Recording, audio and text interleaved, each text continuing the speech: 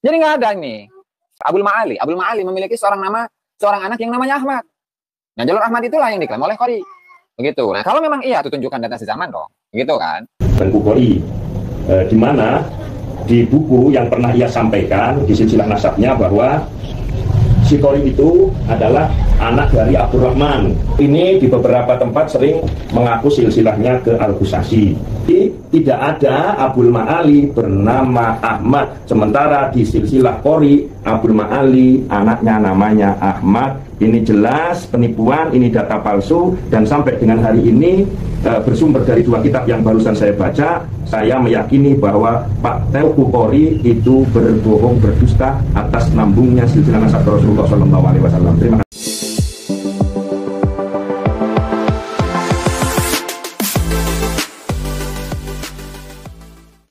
Assalamualaikum warahmatullahi ta'ala wabarakatuh.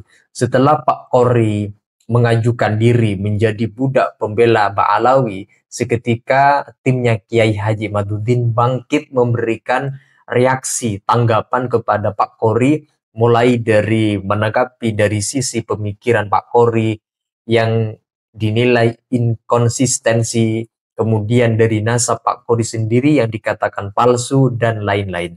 Misalnya Gus Aziz Jazuli, dan ada seorang kiai lainnya membongkar nasab palsu Pak Qori yang mengaku dari keturunan Ahmad Al-Qusasi. Dalam penilaiannya, Gus Aziz Jazuli menemukan kepalsuan nasab dari Qori yang selalu disampaikan di mana-mana kalau dirinya berketurunan dari marga Al-Qusasi. Maka Pak Qori akan kewalahan sebenarnya menghadapi timnya Kiai Haji Imaduddin, di mana oknum-oknum dari timnya Kiai Haji Imaduddin itu terdiri dari orang-orang yang alim, seorang aktivis, seorang peneliti kitab turos, dan juga dari seorang pendekar-pendekar. Artinya komplit sekali timnya Kiai Haji Imaduddin, terutama yang pakar di dalam penelitian kitab-kitab turos. Bukan hanya selesai di dalam membaca kitab, pandai menyampaikan ke ruang publik, tetapi juga melakukan eksplorasi, penelitian secara mendalam terhadap kitab turos yang sedang ditekuni, terutama yang berkaitan dengan polemik nasab Sada Ba'alawi ini.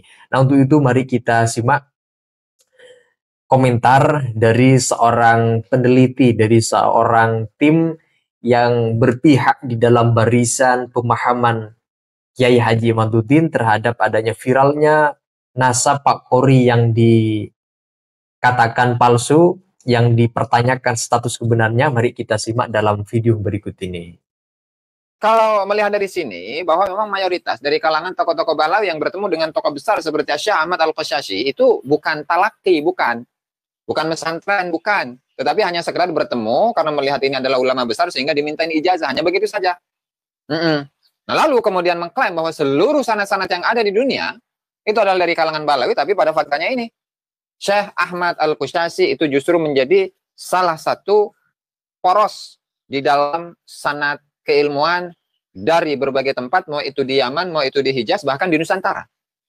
Sebagai contoh, misalkan ada Syekh Yusuf Al-Makassari, di mana Syekh Yusuf Al-Makassari itu merupakan salah satu murid dari Burhanuddin Ibrahim bin Hasan Al-Qurani, dan mengambil dari beliau Syekh Ahmad Al-Qusasi. Jadi di Nusantara itu pun juga tidak mengambil dari Habib, kalau melihat dari jalur Syekh Yusuf Al-Makassari. Syekh Yusuf Al-Makassari mengambil dari Ibrahim Al-Qurani, Ibrahim Al-Qurani mengambil dari Ahmad Al-Qusasi, dan seterusnya, Ahmad Asy-Shinnawi, dan seterusnya. Begitu, ya. Iya, siapa itu? Iya. Kemudian, terus. Nah, itu nasabnya yang kita akan bongkar itu ya. Terus. Iya.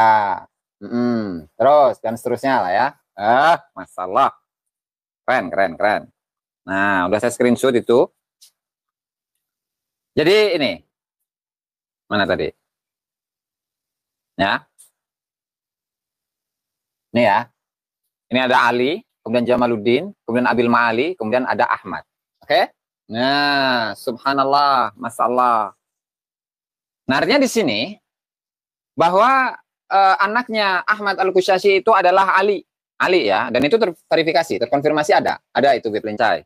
Jadi benar bahwa Ali yang ujung ini, ya Ali yang ujung ini.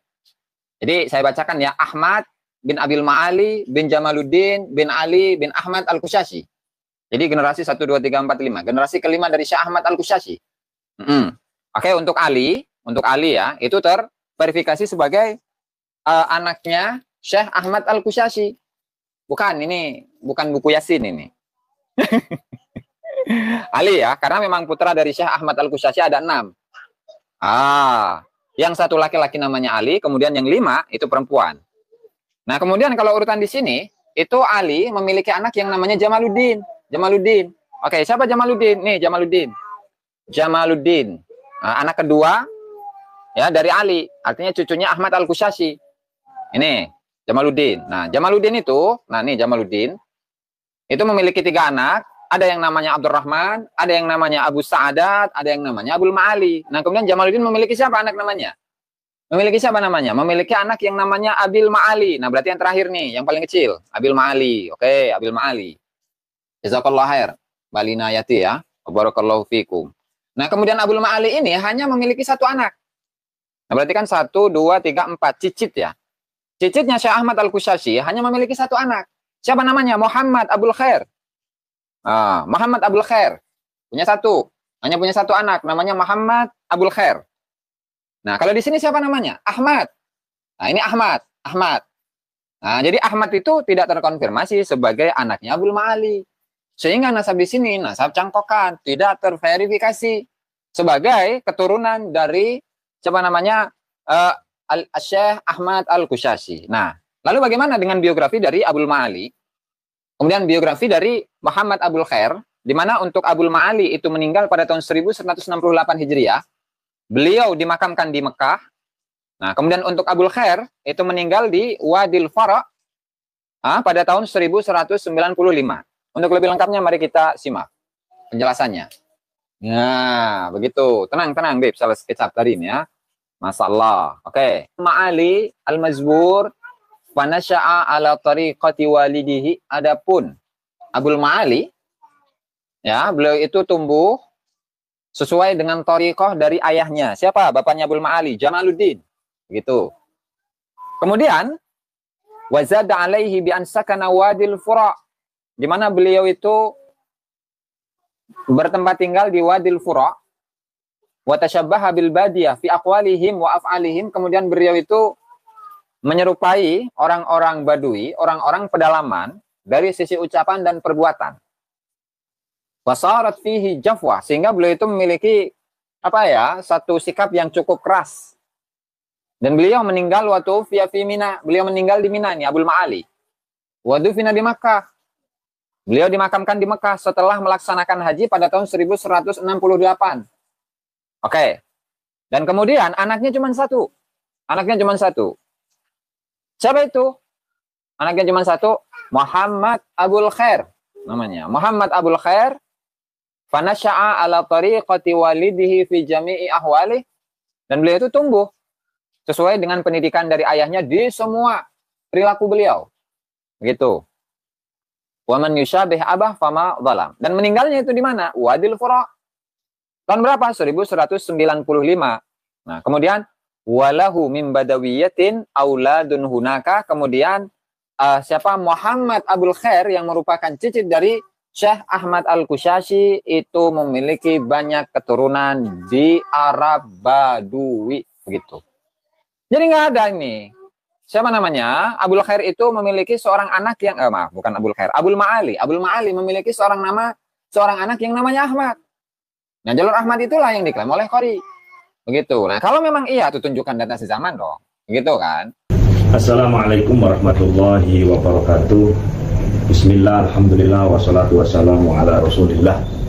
Allahumma sholli ala sayyidina Muhammad wa alihi wa sahbihi wa mawala ma ba'da. Yang kami hormati segenap kaum muslimin muslimat yang berbahagia yang dimuliakan oleh Allah Subhanahu wa taala.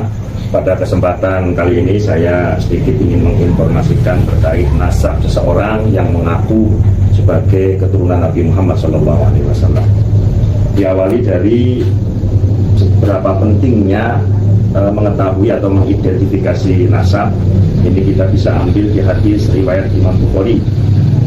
A'rifu ansabakum tasilu arhamakum fa innahu la qurba lirahimin idza quti'at atau idza qata'at wa in kanat qaribah wa la tu'talaha idza wasalat wa in kanat ba'idah. Artinya, kenalilah nasab-nasabmu maka tali persaudaraanmu akan tersambung. Sungguhnya jika tali persaudaraan terputus maka hubungan itu menjadi jauh meskipun sebetulnya dekat. Sebaliknya tali persaudaraan itu menjadi dekat bila mana kamu terus menyambungnya sekalipun telah jauh. Ini salah satu hadis dari sekian banyak hadis pentingnya kita tahu tentang ilmu nasab. Namun, sekali lagi namun, kita juga mesti tahu bahwa ada salah satu redaksi hadis yang berbunyi manidda'a ila ghairi abihi wa wa ya'lamu annahu ghairu abi fal jannatu alaihi haram. Barang siapa yang mengaku bernasab kepada yang bukan bapaknya dan dia tahu bahwa dia bukan bapaknya tetapi disambungkan, maka kata Nabi, surga adalah haram. Nah, oleh karena itu berpijak dari sumber tadi, hadis tadi, maka saya ingin menginformasikan terkait silsilah atau nasab dari salah satu orang yang saat ini cukup viral, yang nama KTP-nya adalah Teuku Oktiva, disebut dengan Tengku Kori, di mana di buku yang pernah ia sampaikan di silsilah nasabnya bahwa si Kori itu adalah anak dari Abdurrahman. Abdurrahman anak daripada Muhammad Harun. Muhammad Harun adalah anak dari Khalifah, Khalifah anak dari Huda Kori, Huda Kori anak dari Husain, Husain dari Syekh Al-Hajj, Syekh Al-Hajj adalah putra dari Abdul Jamal, Abdul Jamal dari Abdul Salam bin Burhanuddin bin Ahmad bin Abdul Ma'ali bin Jamaluddin bin Ali bin Ahmad Al-Qusasi. Si Kori ini di beberapa tempat sering mengaku silsilahnya ke Al-Qusasi. Di situ tadi saya sebut tentang nama Ahmad bin Abdul Ma'ali. Adakah Abdul Ma'ali ini memiliki putra bernama Ahmad? Nah, tentu kita harus mengidentifikasi, kita harus tracking. Alhamdulillah saya ada 2 buku nasab. Yang pertama adalah namanya Tuhfatul Muhibbin wal Ashab fi Ma'rifati Malil Madaniyin minal Ansab, taklif daripada Syekh Abdurrahman Al-Ansori, tahqiq dari Muhammad Al-Arusi Al-Matwi, halaman 391 sampai dengan 394. Ada disebutkan nama Ahmad bin Muhammad bin Yunus Al-Qusasi Ad-Dajjani. Jadi Ahmad Al-Qusasi ini adalah putra Muhammad, putra Yunus sampai ke Imam Husain, sampai ke Fatimah binti Rasulullah SAW. Lalu Ahmad Al-Qusasi itu punya berapa putra? Dijelaskan bahwa Ahmad Al-Qusasi hanya punya 1 putra, namanya Ali, dan memiliki 5 anak wanita. Oke. Lalu Ali ini punya berapa putra? Ali ini punya 4 putra, namanya Abdullah, kemudian Jamaluddin, Hamzah, dan Hailah. Abdullah, Jamaluddin. Nah, tadi di silsilahnya Kori ada tertulis nama Jamaluddin. Jamaluddin punya berapa putra? Wa amma Jamaluddin fa'aqibuhu Abdurrahman, Abbas Sa'adah, Abal Ma'ali. Jadi si Jamaluddin, Pak Jamaluddin ini putranya 3, Abdurrahman, Abbas Sa'adah, dan Abdul Ma'ali. Nah, Abdul Ma'ali itu ternyata di kitab Tuhfatul Muhibbin wal Ashab dan juga di kitab An-Nahrul Jari fi tahqiqi Amudun Nasab Syekh Ahmad Al-Qusasi, Abdul Ma'ali anak laki-lakinya cuma 1, namanya Muhammad Abul Khair. Sekali lagi, namanya Muhammad Abul Khair. Jadi tidak ada Abul Ma'ali bernama Ahmad. Sementara di silsilah Kori, Abul Ma'ali anaknya namanya Ahmad. Ini jelas penipuan, ini data palsu, dan sampai dengan hari ini bersumber dari 2 kitab yang barusan saya baca, saya meyakini bahwa Pak Teuku Kori itu berbohong, berdusta atas nambungnya silsilah nasab Rasulullah SAW. Terima kasih. Komentar dari 2 Gus yang barusan kita simak terkait dengan nasab Pak Kori yang mencantolkan mengaku berketurunan dari marga Al-Qusasi, kemudian dibantah berdasarkan catatan kitab yang dikatakan dari kiai terakhir langsung. Ini apa yang kemudian diklaim oleh Pak Kori ini adalah merupakan kedustaan atau kebohongan yang selama ini beliau Qori yakini nasabnya bersambung kepada orang yang mulia dari marga Al-Qushasi. Tapi menariknya kemudian ada komentar dua seorang Gus ini lantaran, kita harus jujur mengatakan lantaran Pak Qori bergabung kepada nasab Ba'alawi, kepada Habaib dan membela nasabnya, kemudian berbelok menyerang timnya Kiai Haji Imaduddin. Sehingga sangat wajar ketika berbelok menyerang timnya Kiai Imaduddin yang dulunya berada di dalam barisan mereka, maka kemudian timnya Kiai Imaduddin bereaksi untuk mengomentari semua hal yang ada pada diri Qori, baik pemikirannya, nasabnya, perbuatannya, dan lain sebagainya. Dan itu saja teman-teman, silakan kalau kalian ingin menyampaikan pendapat terkait dengan komentar dari dua Gus terkait dengan nasab dari Pak Qori yang dipersoalkan dan dikatakan palsu, silakan kalian tulis pendapat-pendapatnya di dalam komentar sana. Sekian dari saya. Wassalamualaikum warahmatullahi wabarakatuh.